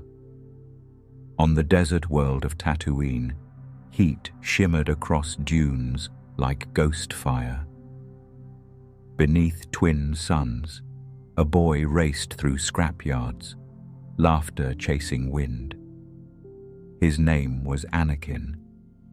He built machines from ruins, tuned pod racers beyond their limits, and spoke kindly to droids that never responded. Shmi, his mother, watched him grow without father or heritage. Her only certainty, her son, was different. Qui-Gon Jinn recognized that difference the moment he looked into the boy's eyes. The Force stirred violently around him, raw, deep, chaotic in its brilliance. The child's blood carried a count no Jedi had recorded, no father listed, no logical path for how he came to be. Qui-Gon saw more than mystery. He saw destiny. The Council did not welcome it. On Coruscant, masters gathered in quiet debate. Mace Windu questioned the danger. Ki-Adi-Mundi doubted the timing. Yoda, ancient and burdened, sensed fear in the boy. Fear too large for a child. Fear that would not pass easily. But Qui-Gon stood firm. To him, the boy was not merely gifted. He was the one the ancient verses spoke of. Obi-Wan, then still a Padawan, watched his master with unease. He trusted Qui-Gon's instincts, but he knew the consequences of bending Jedi laws. The Order trained from infancy, not from childhood. Attachments were severed early. Anakin, though young, had already lived enough to form roots, and roots made it harder to let go. Still, Qui-Gon brought the boy before the Council. He presented his findings, his belief, his certainty. When the council refused to train Anakin, Qui-Gon announced he would take him as his Padawan regardless. A breach, a declaration, a risk. But fate shifted the moment Maul's blade struck. The Sith had returned, not in whispers or shadows, but with crimson fire. Qui-Gon fell on Naboo, his last words carried to Obi-Wan with quiet desperation. "Train the boy. Promise me." Obi-Wan, grieving and reluctant, kept that vow. The ceremony was brief. Jedi customs allowed no mourning. The temple glowed with sunbeams filtered through high windows. Anakin stood among them, his gaze lifted, his hands folded. A child from dust and chains, now stepping into corridors of marble and legacy. He did not understand the whispers, the way masters paused when he entered, the way robes fluttered aside as he passed. He sensed their unease. He memorized their caution. And yet, he wanted to prove them wrong, to be worthy, to earn the place given at the cost of Qui-Gon's life. In private, Yoda meditated longer. The Force no longer flowed as it had. Turbulence pressed against the old currents. Balance, once held in gentle tension, now trembled. Anakin stood at its center, too bright, too vast. A storm, not yet formed. Anakin trained quickly. He moved through saber drills with uncanny speed. He absorbed history faster than any in his generation. His bond with Obi-Wan grew, sometimes as brothers, sometimes as fire and stone. Yet beneath his skill, cracks formed. He dreamed of his mother. He longed for freedom that the Order never offered. He questioned things too early. He wanted too much. Coruscant held him like a vessel never built for the tide it housed. In the temple archives, a copy of the prophecy remained. A child born of no father, one who would bring balance. It did not say when. It did not say how. It did not say what must burn for balance to rise. Jedi walked past the text without pause. Some had stopped believing it. Others prayed they'd never see it fulfilled. On Tatooine, wind buried a scrap of cloth that once hung from a pod racer. Shmi Skywalker looked up at the sky and wondered whether her son was safe. Her arms felt the absence he left, like an echo that never faded. And in the shadows of the galaxy, a presence stirred, watching, waiting.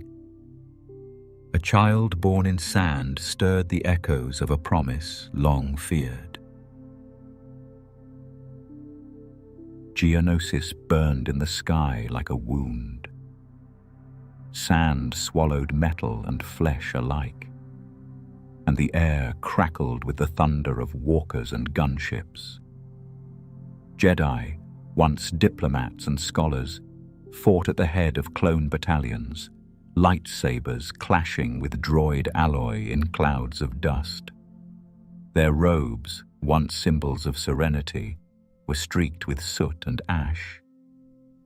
War had found the Order.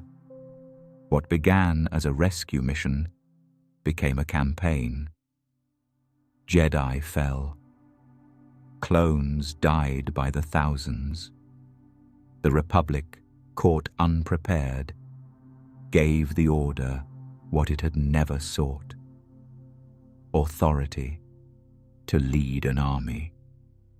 Lightsabers became instruments of command. council chambers darkened with strategies instead of teachings. Back on Coruscant, the temple echoed differently. Once filled with quiet meditation and the hum of younglings in practice, now its halls trembled with war briefings and the return of bodies draped in silence. The archives expanded, but with maps of siege lines and weapon schematics. Holocrons were consulted less for wisdom than for tactical precedent. Obi-Wan Kenobi led campaigns across the Mid-Rim. Mace Windu struck deep into separatist-controlled systems. Ki Adi-Mundi, Shak Ti, Plo Koon. Each Jedi Master took a sector, dividing responsibility as if slicing a galaxy into manageable grief. Anakin Skywalker rose fast, his victories decisive, his methods questioned. His presence inspired troops, but concern lingered in council meetings where no one spoke openly of it. The clones followed without hesitation. Grown in tanks, named by one another, their loyalty ran deeper than programming. To the Jedi, they looked with something like reverence. To each other, they offered only silent understanding. The war turned them from numbers to brothers. Yet the Jedi rarely looked behind those helmets long enough to see the men beneath. Younglings noticed the change first. Their lessons shortened. Lightsaber drills now focused on combat formations. History classes began to mention the separatist threat. Some children whispered in the halls, unsure whether to feel pride or dread. Their masters, burdened and weary, offered only hollow assurances. Master Yoda remained in the temple more often than others. He watched. He listened. Through meditation, he sought the current of the Force, but its rhythm had grown murky. Each day felt stretched thin, every vision tinged with fracture. He feared they were drifting from something vital, but no words he spoke could halt the current. Chancellor Palpatine met often with Jedi commanders. His presence in the temple, once ceremonial, became common. He praised their efforts. He requested counsel. He placed trust in Anakin. The council, unsettled, offered seats in name but withheld decisions in truth. The gap widened with each passing month, hidden beneath layers of diplomacy and protocol. Whispers grew louder. Jedi were no longer seen as monks or mystics. To the Republic's citizens, they had become warriors, symbols of strength, but also of escalation. On outer worlds, statues of Jedi stood beside clone barracks. Recruitment hollows displayed their lightsabers in slow motion, frozen in mid-strike. The war needed heroes. The Republic gave them faces. Behind closed doors, doubt took root. Some masters questioned the ethics of command. Others feared what the Order was becoming. The code still echoed in classrooms, but its words held less meaning when weighed against orders and losses. Attachment had always been forbidden, but grief, silent and collective, lingered in the halls without name. Ahsoka Tano watched her friends die. She led missions her heart was not ready for.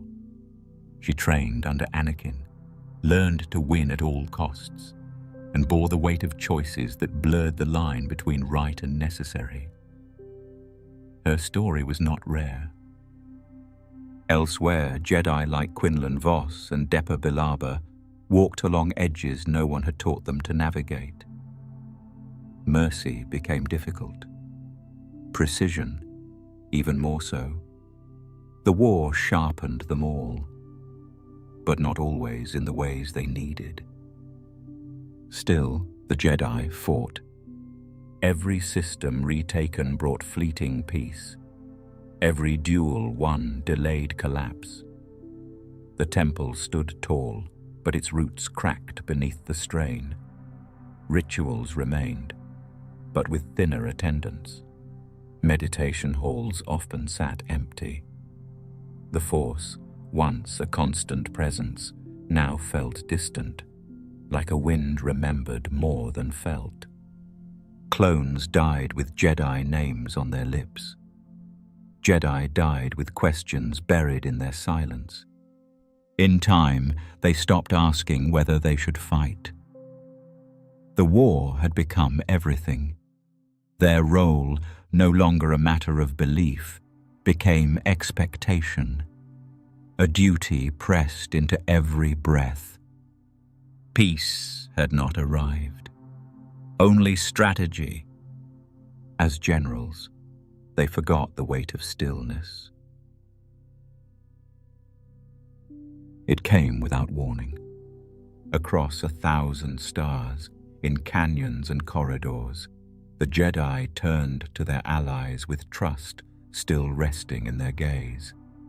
In that final breath before betrayal, there was no suspicion, only purpose, only mission, only movement toward peace. Then came the code. Execute Order 66. Clones paused mid-step. Their helmets offered no hint of hesitation, no sorrow, only silence before the storm. Across jungles, space stations, arid plains, and temple halls, the same command echoed. And one by one, lightsabers ignited for the last time. On Felucia, Ayla Secura fell before she turned her head. On Salukami, Stas Ali never saw the moment coming.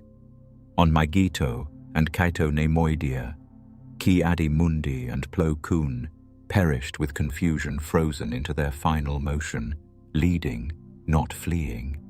Each Jedi was not slain for weakness, but for trust. The temple on Coruscant, long a sanctuary of learning and balance, became a war zone. Its spires caught flame. Younglings ran through archive halls, unsure if the thunder outside was war or training. The sky above dimmed not from sunset, but from fire rising. Clones poured through the entrance with precision. They were not invaders. They had once knelt for blessings in those same halls. Now they advanced, rifles raised, hearts silent. They did not question. They obeyed. At the head of their storm walked a shadow not dressed in black, yet. Anakin Skywalker, once prophesied to bring balance, now returned to the temple not as a guardian, but as a blade. His eyes no longer searched for light. They demanded silence. The children knew him. They did not fear him. They asked what was happening. They waited for him to lead.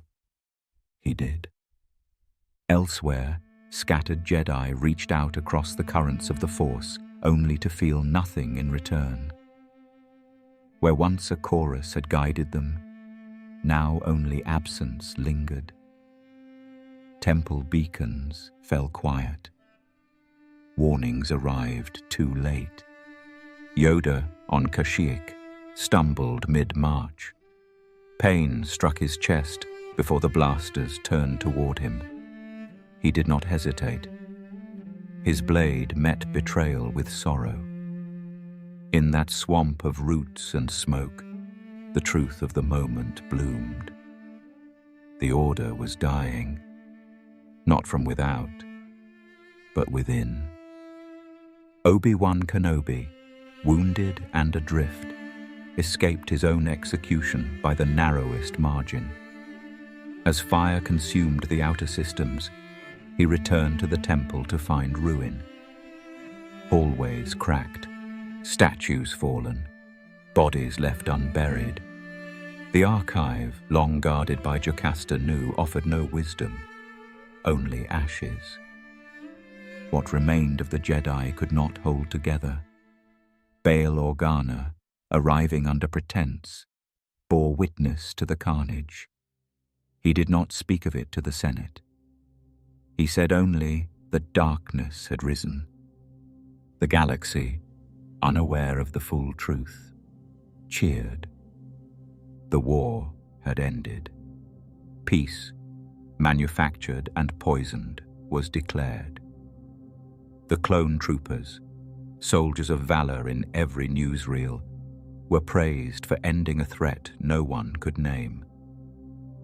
The Jedi, once protectors, now wore the mask of conspirators. A new empire rose not in opposition to the Jedi, but on the claim of protecting the people from them. Palpatine, now Emperor, addressed the Senate in thunderous tones. He declared the Jedi traitors, saboteurs, architects of war. The crowd erupted in applause. No one questioned why so many had died so quickly. No one asked what proof had been offered. Fear had already taken root. And fear listens easily. Few Jedi survived. Those who did vanished, not out of cowardice, but out of necessity.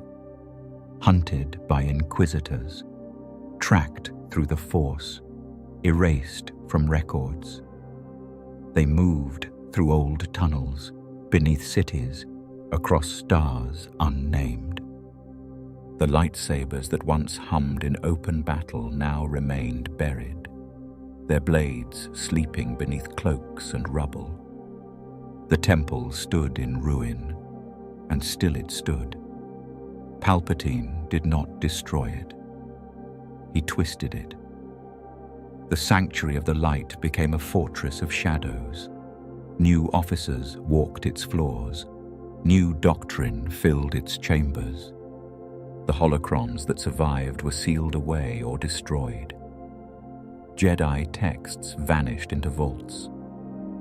The teachings of compassion, of calm, of balance were replaced with order, with might, with submission. The galaxy forgot the truth. It was taught a different story. In a lonely cell on Coruscant, Grogu sat in silence. In exile on Dagobah, Yoda carved no monuments. On desert sands, Obi-Wan waited without name. They each carried memory not as hope, but as burden. The Jedi Order had fallen, but the Force did not fade. It stirred in places untouched by maps, in dreams, in children born without explanation, in whispers carried by wind on distant worlds. The temple darkened, but the Force did not dim. The Order had collapsed, yet the Force did not forget. On Tatooine's edge, beyond the reach of empires or memory, a figure watched from heat-stained hills. He bore no rank now, no title, only a silence shaped by grief. Obi-Wan Kenobi buried his name beneath sandstorms and distance. He lingered near the boy who carried more than blood. He carried the hope of something not yet healed. Kenobi kept no records. He left no trails. His lightsaber remained hidden, a relic of a voice no longer welcome in the galaxy. But in the quiet, he listened, to wind, to stars, to moments where the Force still stirred beneath ruin. Though he walked alone, he was never unanchored. The past followed him, not to haunt, but to teach. Far away, in a place forgotten even by maps, another exile made a home among the mists. Yoda, once Grand Master, now moved through trees that whispered secrets only he could hear. Dagobah bore no monuments. Its power was primal, unshaped. And that was why he chose it. Not to hide from darkness, but to confront it. The swamp pulsed with raw force. Here, he was no leader, no teacher. He was a witness, watching time pass, sensing fragments of futures that refused to settle. The echo of the Jedi still rang in his breath, but his days were spent not in meditation, but in waiting. Not for salvation, but for readiness. Others survived as fragments. Ahsoka Tano, no longer Jedi yet never fully severed from its path, wandered the stars under no banner. She moved through conflict with a blade hidden and voice firm. She helped where she could, fought when needed, but never claimed the title she had once walked away from. Her path was her own, lit by choices forged in fire. On Lothal, the Force whispered to a child who didn't yet understand its name. Ezra Bridger's connection was instinctual, untrained, unspoken, but real. In a world ruled by blaster and credits, he found himself drawn to something older. The Jedi who found him, Kanan Jarrus, did not wear robes or recite ancient codes. He carried trauma beneath calm, a survivor who never asked to teach. Kanan had once been Caleb Dume, a Padawan when the sky fell. He had run, hidden, changed his name. For years he pretended the Force had left him. But when Ezra stood before him, confused and afraid, something within reawakened. Not the order, not tradition, only the truth that knowledge, if not shared, becomes shadow.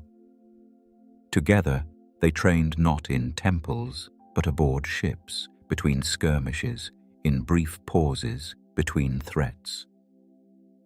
The Force was their compass. Their trials came not from constructed rituals, but from choices made under fire. Sabine, Hera, Zeb, they were not Jedi, yet they became part of the story. Through them, the old ways began to flicker again. Hidden across the stars, artifacts slept. Jedi texts sealed in vaults that hadn't been touched in decades. Holocrons pulsed faintly, their voices trapped in glass and crystal, waiting for questions to be asked once more. The Empire searched for them, not to learn, but to erase. Inquisitors stalked the night, blades humming with crimson certainty. Former Jedi turned hunters. They spoke no creed. They offered no mercy. Where the Force once flowed freely, they sowed dread. Survivors knew to run, to vanish, to adapt. Those who fought did so with the understanding that memory itself had become a battlefield. The galaxy grew colder toward the old traditions. Most did not remember what the Jedi had stood for. They remembered the war, the politics, the fall. The propaganda had worked. The Order became a myth spoken of in caution, not reverence. But myths endure. A child on a forgotten world levitated a stone without touching it. A traveler paused when their footsteps echoed like memories. Somewhere on Jeddah, A monk lit incense before a shrine that bore no name. These were not Jedi. They were threads, thin, scattered, but unbroken. And in the silence between empires, the Force moved without need for approval. It reached beyond legacy. It whispered not to restore what had been, but to prepare what would come. Those who carried its memory did not seek temples. They sought clarity. The Jedi were gone in name, but their truth lingered in acts of compassion, in restraint shown during conflict, in hands that healed instead of harmed. Faint though they were, these echoes refused to vanish. A few lights still flickered, waiting for a breath to reignite them. Water broke gently against the cliffs of Achto, where moss-veiled ruins stood like teeth forgotten by time. Wind moved between stone huts and leafless trees, bringing salt and silence. The first Jedi temple lay there, not in grandeur, but in humility. It had no throne, only memory. And in that place of origin, Luke Skywalker chose to vanish. He did not flee war. He fled failure. Beneath a cracked sky, he turned inward. Not to forget the Jedi, but to ask what they had become. He had rebuilt their teachings, trained new minds, believed in restoration. And still, darkness returned, not from the outside, but from within. His own blood, Ben Solo, rose under the name Kylo Ren. The pattern had repeated, and Luke no longer trusted his ability to break it. He studied ancient texts in the quiet of dawn, pages worn by unknown hands. Lessons lost to time whispered through his fingertips, not as commands, but as questions. Was peace something to enforce? Was balance a goal, or a state one learned to accept? The Force stirred around him, but he no longer sought to wield it. He let it breathe. When Rey arrived, bearing no lineage, no expectation beyond survival, Luke saw both danger and possibility. She carried raw power, untamed and searching. He hesitated. He pushed her away, fearing a pattern he could not face again. But the island would not let her be ignored, and neither would the Force. She climbed ancient steps, trained in rain, fought shadows with a staff and a will that refused to break. The cave beneath the island called to her, offered truths with no comfort. Luke watched as she stepped toward what others would have fled. And in that, he saw something the Jedi had long forgotten: curiosity without arrogance. He taught her, reluctantly at first, then sincerely, not with doctrines, but with glimpses. The Force, he told her, did not belong to the Jedi. It was life itself, light and dark, breath and decay, hope and loss. What mattered was not control. It was understanding. In time, Rey left, and Luke remained. But when the spark of resistance dimmed, when hope cracked beneath crimson armor and starfire, he returned, not in body, but as myth. On Crate's salt-crusted fields, Luke faced the First Order alone. His image stood firm against blaster fire and wrath, untouchable, immovable. He gave the galaxy time to breathe. His final gift was not destruction, It was delay. Then he faded, not into death, but into legacy. Rey carried his teachings into fire. She faced Exegol's thunder, the throne of the Sith reborn. Palpatine, long thought dissolved, clung to life through ritual and vessel. The voices of the past had not gone silent. They had waited. Yet in that storm, Rey stood alone, until she didn't. Across the galaxy, the Force awakened. Jedi long past spoke through memory, through instinct, through faith. Not to instruct, to remind. She held 2 sabers, one hers, one belonging to those who came before. Together, they struck down not a man, but the idea that darkness was eternal. Rey did not take a throne. She walked ruins, gathered fragments, chose a name not by birthright, but by belonging. Luke's legacy lived not in temples, it lived in that choice. Elsewhere, the Jedi returned, not as an order, but as echoes in motion. Grogu, small yet attuned, trained in moments of stillness. Ahsoka searched not for students, but for truths left scattered. Ghosts of the Clone Wars moved between stars, carrying fragments of an old light.